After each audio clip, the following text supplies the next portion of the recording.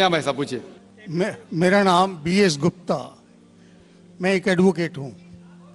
दो कम्युनिटीज जो भारत में रहती हैं, जी दो कम्युनिटीज जो भारत में रहती हैं, मेजॉरिटी कम्युनिटी 80% जिसको कहते हैं हिंदूस और 20% मुस्लिम्स, उनके बीच में गलत या सही ये भावना है कि इस्लाम जो फैला था वो तलवार के जोर से फैला था।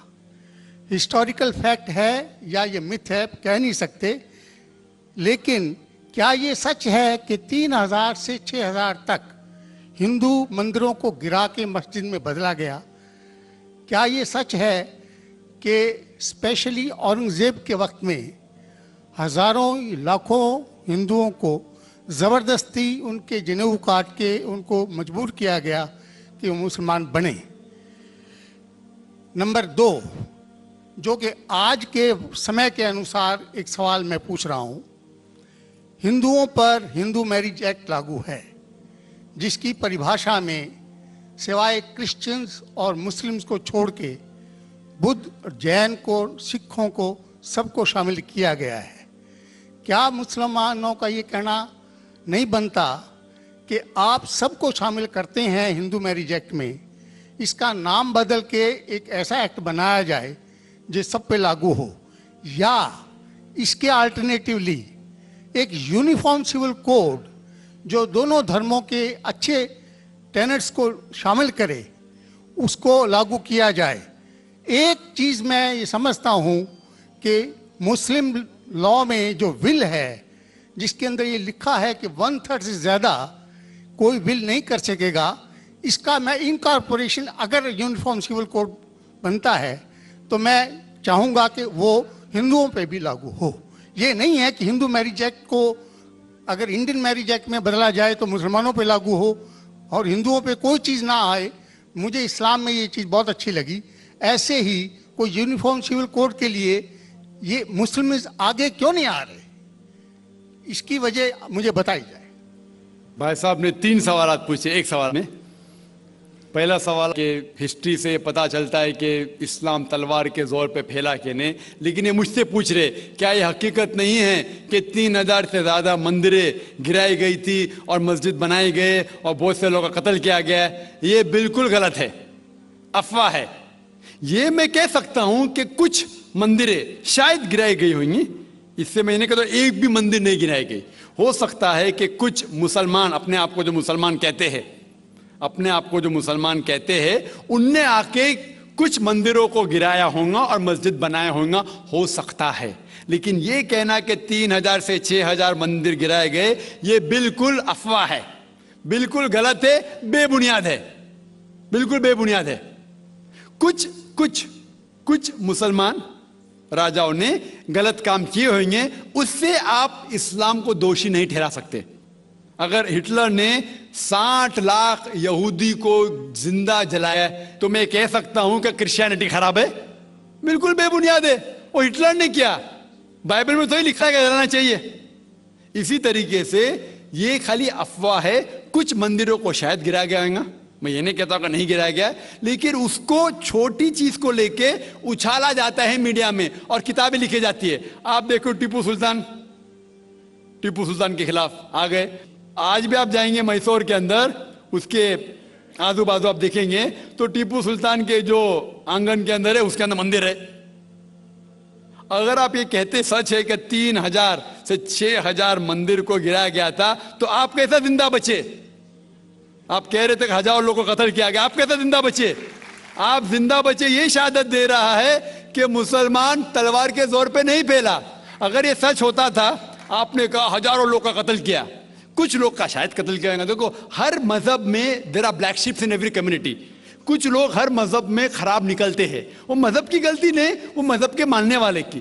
क्रिश्चियन में आपको कुछ खराब लोग मिलेंगे, मुसलमान में मिलेंगे, हिंदू में मिलेंगे। अभी आप देखेंगे हिंदुस्तान के मुसलमान कुछ लोग ड्रग में डील करते, ड्रग में धंधा करते। ड्रग तो हराम है इस्लाम में, करते तो उनको दोष देना चाहिए, इस्लाम को नहीं। इसी तरीके से आप जो कह रहे हजारों लोगों का कत्ल किया, ये बिल्कुल बेबुनियाद चीज है। कुछ लोग का शायद किया होगा, और ये ही सबूत है, मैंने मेरी तकरीर में कहा कि 80% से ज्यादा गैर मुस्लिम हिंदुस्तान में हैं। ये शहादत दे रहे हैं कि इस्लाम तलवार के जोर पे नहीं फैला। आप लोग को क्यों छोड़ा उन लोग ने? आप उनके रिश्तेदार तो नहीं थे ना, आपको क्यों छोड़ा? 800 मिलियन 80 करोड़ गैर मुस्लिम को छोड़ा क्यों उनने? क्यों छोड़ा? अगर दम ही था हुकूमत की 1000 साल, सब लोग को मुस्लिम बनाते थे। इससे यह जाहिर होता है कि इस्लाम तलवार के बलबूते पे नहीं फैला। कई लोग, कई गैर मुस्लिम इस्लाम से मुतासिर होके उन्होंने इस्लाम कबूल किया। तो यह कहना बिल्कुल गलत है। आपका दूसरा सवाल कि हमें क्या करना चाहिए? ये अलहदा लॉ नहीं होना चाहिए, सब एक ही कॉमन सिविल कोड होना चाहिए और सब मजहब की अच्छी चीजें लेके कॉमन सिविल कोड करना चाहिए। मैं आपके बिल्कुल साथ हूं। बाकी मुसलमान शायद आपके खिलाफ होंगे, मैं आपके साथ हूं। क्यों मैं साथ हूं आपके? पहला चीज, हम मुसलमान अगर दिगर मजहब के बारे में जानेंगे, कभी कॉमन सिविल कोड की बात आती, सबसे ज्यादा नारा मुसलमान गलत है। यह मुमकिन ही नहीं है, क्योंकि हिंदुस्तान में हिंदू मजहब के कितने फिरके हैं, यह मुमकिन ही नहीं है। मुसलमान तो सिर्फ 20% या 80% या 75% जो हिंदू लोग हैं, उसमें ही मुमकिन नहीं है। ये कॉमन सिविल कोड हिंदू लोग ही इसको फॉलो नहीं कर सकते। हिंदू मजहब में कितने मुख्तलिफ ग्रोह है। एक कहता है कि बेटी को जाना चाहिए, एक कहता है बेटे को जाना जायदाद, एक कहता है कि जितनी खेती है वो नहीं जा सकती बेटी को, दूसरा ग्रोह कहता है। कितने मुख्तलिफ ग्रोह है, हजारों। यह मुमकिन ही नहीं है पास होना, मुमकिन ही नहीं। मैं कहता हूं ये अफसोस की बात है कि हम मुसलमान जानते ही नहीं, हमको आवाज करने की जरूरत ही नहीं है। ये खाली हमें छेड़ रहे हैं। क्या कर रहे? छेड़ रहे हैं और हम उकसा जाते।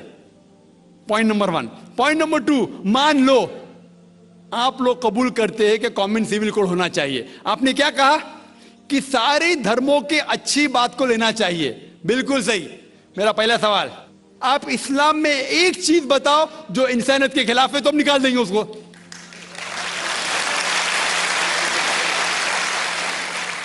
आपका यह कहना बिल्कुल सही है कि बाकी मज़ाहिब की अच्छी चीजें जो है, मिसाल के तौर पे मैंने तकरीर की similarities between Hinduism and Islam, तो जो अच्छी चीजें हिंदुइज्म की मैं ले चुका हूं। Similarities between Christianity and Islam, जो अच्छी चीजें इस आयत में ले चुका हूं। मैं ये पूछना चाहता आपसे, एक चीज जो इस्लाम में खराबी है वो तो बताओ मुझे, तो उसको निकालेंगे ना। लेकिन मंच के ऊपर जब डिबेट होएगा, इंशाल्लाह मैं आऊंगा इंशाल्लाह। हाँ, मंच पे जब डिबेट होएगा कि हम क्या करेंगे, हर मज़हब की अच्छी चीज होंगी। तो मैं ये चाहता हूं कि इस्लाम की तरफ से उस मंच पे, उस स्टेज पे इंशाल्लाह मैं आऊंगा। ये चैलेंज है। कोई भी शख्स हिंदुस्तान में हो, मिनिस्टर हों दो, कोई भी स्वामी हों दो, कोई भी शंकराचार्य हों दो, इंशाल्लाह मैं तालिबे इल्म हूं इस्लाम और दीगर मज़हब का।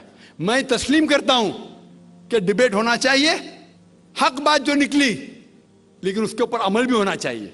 हक बात जो सबसे बेहतरीन है इंसानियत के लिए, उसके ऊपर अमल होना चाहिए। इसलिए जो आखिरी किताब जो अल्लाह सुब्हाना व तआला नाजिल की कुरान शरीफ, वो इंसानियत के लिए सबसे बेहतरीन किताब है, उसके ऊपर अमल होना ही चाहिए। आपका तीसरा सवाल, क्या ये हिंदू जो है इनहेरिटेंस के अंदर, ये इनहेरिटेंस जो होता है इस्लाम के अंदर, 1/3 हिस्सा, 1/3 हिस्सा हम विल में दे सकते, देना जरूरी नहीं है, दे सकते हैं। इस्लाम के जो विल के अंदर जो आता है इनहेरिटेंस, वो कुरान की आयत है सूरह निसा की सूरह नंबर 4 आयत नंबर 11, 12 और 176। उसमें कहा गया है कि जो भी आपकी जायदाद है, अल्लाह सुब्हान ताला कह चुका है कि आपके बेटे को बेटियों से डबल मिलेगा। आगे लिखा गया है आपके वालिदैन को 1/6 मिलेगा। सिर्फ अगर बच्चे हैं तो वालिद वालदा को दोनों को 1/6, अगर बच्चे नहीं है तो वालदा का 1/3। आगे बढ़ती आयत नंबर 12 पे लिखा है कि आपकी बीवियां जो आपके लिए छोड़ेंगी, अगर बच्चे नहीं आपको आधा मिलेगा, बच्चे हैं तो 1/4 मिलेगा। आप जो आपके बीवियां के लिए छोड़ते हैं, बच्चे नहीं तो उनको मिलेगा 1/4, 1/4, बच्चे हैं तो 1/8, 1/8। ये डिफिकल्ट है, याद रखना, आप जाके रेफरेंस देख सकते हैं, सूरह निसा सूरह नंबर 4 आयत नंबर 11 से 12। और इसके बाद अगर आप किसको विल करना चाहते हैं अपनी जायदाद, मैक्सिमम 1/3। लेकिन ये विल जो करेंगे आप, ये इन लोगों में से नहीं होना चाहिए। आपने कह सकते कि मैं मेरे बेटे से ज्यादा मोहब्बत करता हूं, बड़े बेटे से, इसलिए उसको ज्यादा दूंगा, ये बिल्कुल गलत है। लेकिन जो ये दायरे में नहीं आते हैं इनहेरिटेंस के, उनको आप 1/3 हिस्सा दे सकते हैं। आप कहते हैं आपको ये चीज बहुत पसंद है, आप भी करना चाहते हैं, आपको कौन रोक रहा है? इंडियन गवर्नमेंट के हिसाब से आप अगर विल करेंगे, क्या मैं मेरा 1/3 हिस्सा देना चाहता हूं, कोई भी रोक ले सकता हूं, मैं भी नहीं ना मिनिस्टर भी नहीं।